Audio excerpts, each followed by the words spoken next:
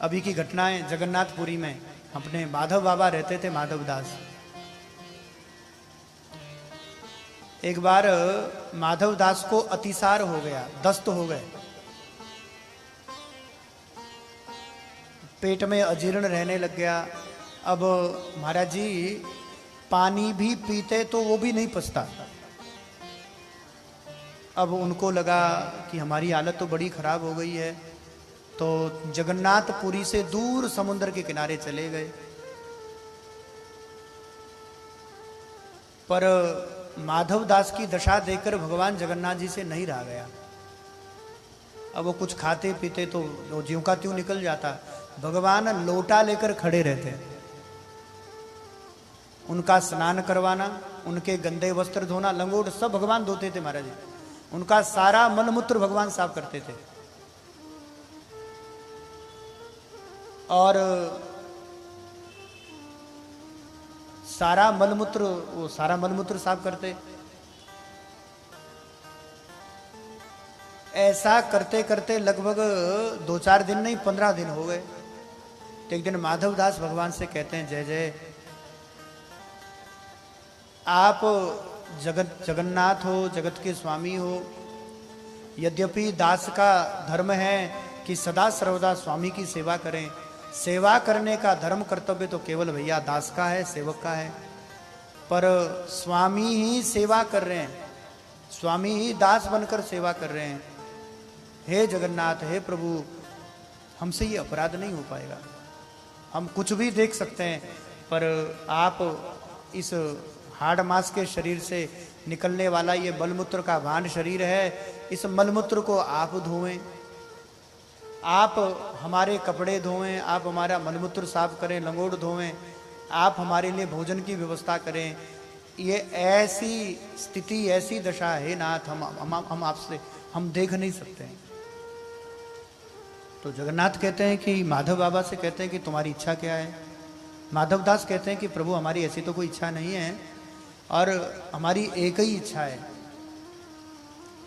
या तो ये रोग नष्ट हो जाए, या तो रोग नष्ट हो जाए, या फिर हमें मृत्यु प्राप्त हो जाए। आप हमारी सेवा करें, इससे अच्छा तो मरना पसंद करेंगे। हम अपने प्राण हमारे चले जाएं, हमें मृत्यु प्राप्त हो जाए, या तो हम मर जाएं, और अभी यद्यपि हमारी मृत्यु ना हो तो प्रभु हमारा रोग नष्ट हो जाए, ताकि कम से कम आपको तो कष्ट ना हो। रोज आप आते हो, रोज हमारा मलमूत्र साफ करते हो। तो अब ठाकुर जी ने कहा, देखो माधव, अपने द्वारा किए गए कर्म प्रारब्ध तो भोग कर ही कटेंगे, और यद्यपि किया गया कर्म भोग कर ही करना है, वो तो तुम्हें भोग कर ही जाना है। पर मैं अपने शरणागत भक्त वत्सल पर इतना कृपालु है भगवान, इतने दयालु है। ठाकुर जी कहते हैं तुम्हारा किया गया प्रारब्ध, तुम्हारा कर्म मैं स्वयं भोगने के लिए तैयार हूं। भाई पाप हम करें, उस पाप का फल भगवान भोगें। भैया ऐसी कृपा भगवान अपनी शरणागत आर्त प्रेमियों पर, अपने भक्तों पर करते हैं। अब माधव दास तो उसी दिन ठीक हो गए, पर भगवान जगन्नाथ जी बीमार हो गए। भैया आज भी बीमार होते हैं। जेठ की शायद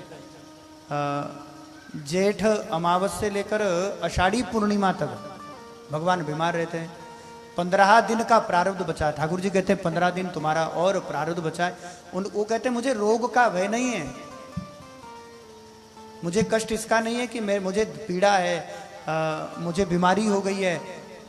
हे प्रभु, हमें तो कष्ट इस बात का है कि आप हमारे मलमूत्र से सने शरीर को उसको धोते हो, आप हमारा मलमूत्र के वस्त्र साफ कर रहे हो, हमारा मलमूत्र धो रहे हो।